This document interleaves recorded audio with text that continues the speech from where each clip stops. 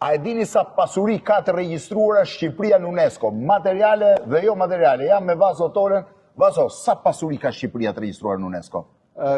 Ka mbi 10 dukuri dhe trashëgimi materiale. Materiale kemi Butrintin, Gjirokastrën, Beratin dhe linjë shqiptare të liçenit Ohrit. Po, sepse ajo të trashëgimia natyrore. Natyrore. Pastaj kemi shumë dukuri jo materiale që fillojnë me isopolifonin. Isopolifonia që ka qenë e para. Po, me trashumancën. Trashumanca është shtektimi i baktive dhe gjithë rituali që barinjt bënin me të. Kemi xhubletën. Xhubleta, që është e famshme. Po, kemi kcimin e tropojës. Kcimin e tropojës. Së fundi lahutën dhe në një program të veçantë të UNESCO-s që quhet Kujtesa e botës, kemi 2 kodikët e Beratit të shekullit 5 dhe të shekullit 6. Dhe 2 kodikët e Beratit. Shqipëria me 2 milion e pak banor, sa aq kemi mbetur këtu, ka 10 pasuri të regjistruar në UNESCO, është shumë apo pak raport me vendet e tjera? Në raport me popullsinë, duke krahasuar edhe çfarë kanë vendet europiane, po dhe vende të cilat si Kina për shembull, që janë shumë të pasura, mund të quhemi që jemi në top listën e vendeve që kemi për numër banorësh. Për numër banorësh.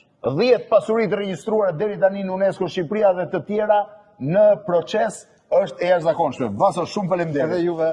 Faleminderit. Shqipëria në UNESCO.